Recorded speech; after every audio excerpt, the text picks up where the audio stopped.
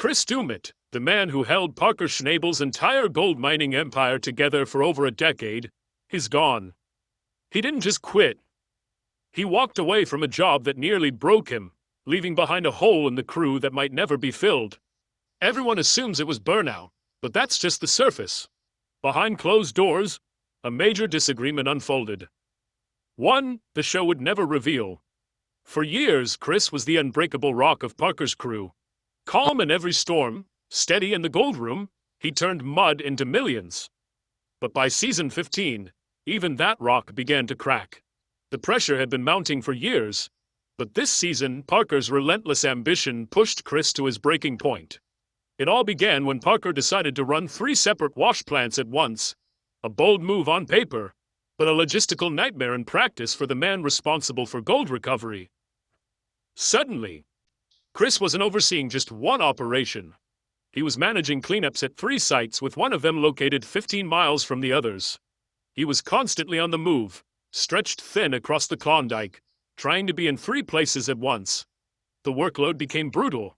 Cleanups are already labor-intensive, pulling mats, washing them down, carefully collecting every ounce of gold.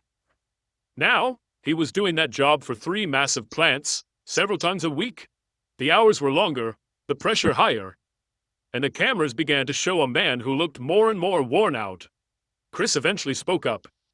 He told Parker that one man couldn't sustain this level of work. But help didn't come. This wasn't just about stress. It was about physical pain, too. Longtime fans know that Chris has struggled with serious back issues for years. It's the reason he left heavy machinery behind and moved into the gold room. Driving rock trucks and loaders had become too painful. The gold room was supposed to be less physically demanding. But Parker's plan had him back on the road, hauling gear, lifting heavy mats, and pushing his body past the limits. He was in constant pain, exhausted, and emotionally drained. His body couldn't take the punishment anymore. He had given everything to the mine, and there was nothing left to give. But was it really just the brutal workload that drove him out? Or was something even bigger going on? The public narrative is simple. Burnout. A loyal team member who finally reached his limit. But those closer to the operation hint at a deeper truth. Whispers speak of a dramatic falling out. One rooted in a serious financial dispute and a clash of values between Parker's new vision and the old-school mentality that Chris represented. This wasn't just about a man being overworked. It was about a breaking point, one built on more than just physical strain. It was about respect, loyalty, and a decision to walk away when the cost became too high. Miner and his young millionaire boss began to strain, and the cracks in their partnership became impossible to ignore. As Parker's gold mining empire evolved from a modest family venture into a multi-million-dollar operation, the dynamic within the crew shifted. What was once a close-knit group of hard-working miners started to feel more like a corporate machine. With that transformation came added pressure, longer hours, and a relentless push for results. Parker's sights were set on an ambitious $40 million season. To reach that goal, he pushed everything: his crew, his equipment, and the limits of what was physically and mentally sustainable. That's where the real clash started. Chris, a seasoned miner in his late 50s, didn't share the same vision. For him, life wasn't about chasing the next massive gold win. He valued balance, health, and fairness. Working hard, yes, but not at the cost of everything else.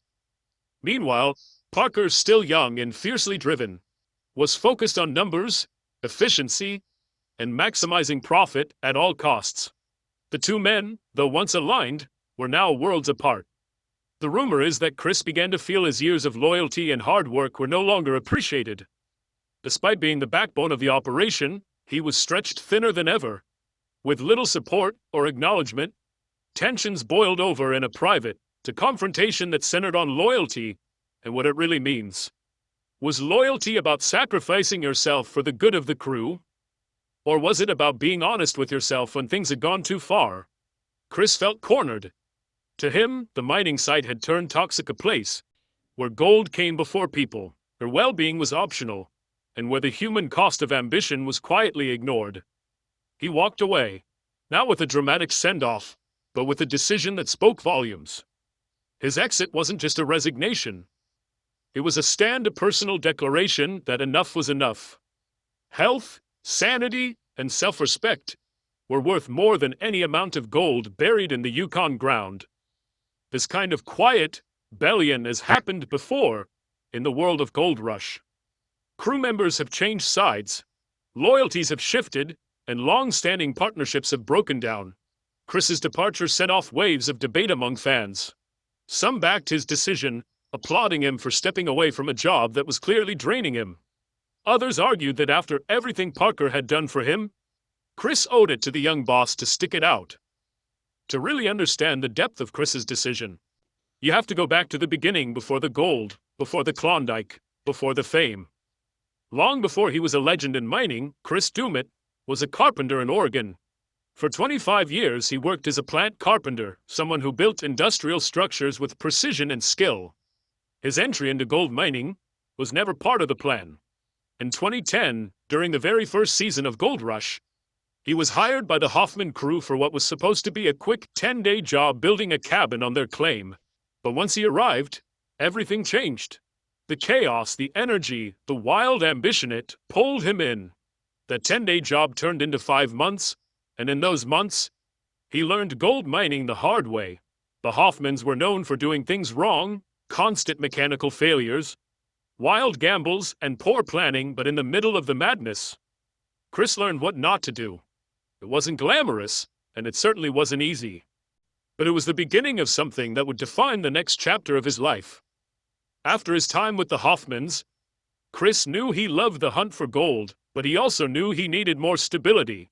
A crew that operated with structure and purpose. That's when he found Parker Schnabel. In Season 4, Chris joined Parker's crew, and right away, it felt like the right fit. Parker was everything Todd Hoffman wasn't: young, driven, disciplined, and laser-focused on efficiency. Coming from the disorganized chaos of the Hoffman years, Chris immediately appreciated Parker's professionalism and clarity. He settled in fast and quickly became one of the most crucial members of the team. What made Chris so valuable wasn't just his skills, it was his experience. He had seen failure firsthand. He understood what could go wrong, and he knew how to avoid it. He wasn't just another machine operator. He was someone who brought wisdom, foresight, and a deep respect for doing things the right way. That kind of perspective was rare on any mining crew, and it's what made Chris an irreplaceable part of Parker's operation. Over time, the bond between Chris and Parker deepened. It wasn't just a professional relationship, it became something closer to family. In many ways, Chris became a father figure to Parker. After the death of Parker's grandfather, John Schnabel, Chris quietly stepped into that emotional void. He offered calm, wisdom, and perspective, always knowing the right moment to offer advice or just be a quiet presence. When Parker was overwhelmed or angry, he'd often turn to Chris not for orders or strategies, but for grounding. Chris had a unique way of seeing the big picture, reminding Parker of what really mattered. He didn't challenge Parker's authority, but he cared about the man behind the title. On top of being a source of emotional strength, Chris was also the crew's morale booster. He kept spirits up, cracked jokes during stressful days, and focused on solutions rather than pointing fingers. He was the glue that kept the crew working as a team, especially during the toughest times. But if you had to point to one thing that defined the depth of their bond, it would be the gold room. This is the most sensitive and secure part of any mining operation, the place where millions of dollars in gold are handled weekly. Most mine bosses would fill that room with security cameras, constantly watching for mistakes or theft. Parker didn't. In a behind-the-scenes interview, someone asked him if he'd ever considered installing cameras in the gold room. Parker's answer was simple. He said he'd think about it only if Chris Doumitt ever retired. That one sentence said everything. Parker's trust in Chris was so complete, so absolute, that he never once felt the need to monitor him. To install cameras would have felt like a betrayal. As long as Chris was in that room, Parker knew the gold was safe. But that kind of trust can also become a heavy burden, because Parker saw Chris as unbreakable. He may not have noticed the slow wear and tear, the physical pain, the long hours, the emotional weight. The gold room wasn't just a place Chris managed. It was a symbol of responsibility, a vault filled with pressure, and Chris was the one carrying all of it. In the end, he wasn't just exhausted from the labor. He was drained from holding up an empire, and with the weight of millions in gold, and the unwavering faith of a young man who saw him as family, Chris Doumitt finally reached his breaking point. It wasn't just about the pain in his back. It was the fear of failing someone who had trusted him completely. The greatest compliment Parker ever gave him may have also been the heaviest burden. Chris was the one person Parker never questioned, never watched, never doubted. But that kind of trust comes at a cost. And it was a cost Chris no longer needed to pay. Unlike many on the crew, Chris had a full life outside the Klondike.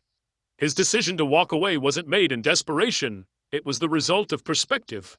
He had other passions, other pursuits, and a stable foundation far removed from the mud, machines, and endless pressure of the goldfields.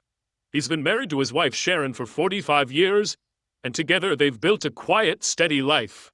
They have 2 children, and during the brutal off-season, they escape the north and head to the warmth of Palm Springs, California. There, Chris fishes, plays golf, and gets the kind of rest that only sunshine and stillness can bring. But Chris isn't just a retiree with hobbies, he's a businessman. Fans of Gold Rush know he's rarely seen without a cigar, but many don't realize he turned that passion into a business. He co-founded Doumitt Gold Cigars through the Tradesman Cigar Company, launching a line that includes names like the D10 Gentle, Giant, and the Oro Negro. His cigars are now sold across the United States. And it doesn't stop there. Chris is also a wine lover who began making his own wine, branding it simply but boldly as Huge between his businesses. Television earnings roughly $25,000 per episode and various ventures. His estimated net worth is around $600,000. All of that gave Chris the most valuable thing a miner can have: freedom. He didn't need Parker's mine to survive. He had built a life, one that allowed him to walk away when the toll became too high. He had the financial security, the emotional strength, and the clarity to choose peace over pressure. But what makes his story truly gripping is the rumor that followed. In a place like the Klondike, where crews are closer than families and loyalty is everything, walking away is one thing. Walking away and joining the competition is another. And that's the whisper that's been echoing through the goldfields ever since Chris Doumitt didn't just leave Parker. He may have joined Rick Ness. If true, it changes everything. This wouldn't be a quiet retirement. It would be a stunning betrayal. Chris was Parker's most trusted man, the one who knew every detail of the operation, every weakness, every secret. To take that knowledge to Rick, Parker's longtime rival, would be a seismic shift. The 2 men have a complicated history, always battling over ground, crew, and gold. For Chris to cross that line would be more than a personnel change, would be a personal blow. It's a knife in the back of someone who once considered him family. The rumors sent shockwaves through the Gold Rush fan base. The idea of Chris, the moral center of Parker's team, wearing a different hat, working a different claim, was hard to imagine. Whether it's true or just a bit of behind-the-scenes drama, the very fact that people believed it speaks volumes about how deeply his departure affected the crew and the viewers alike. It wasn't just a man stepping away from a job, it felt like the end of an era. In the end, it's the real story of Chris Doumitt's departure isn't just about rivalry, rumors, or retirement. It's about limits. After years of helping another man chase his dream, Chris realized that no amount of gold was worth sacrificing his health, his peace, or his happiness. And so he left, quietly, confidently, and on his own terms. In a world where every ounce is measured and every second is monetized, Chris Doumitt found something more valuable than all the gold in the Yukon. He found freedom. And that was the treasure worth walking away for.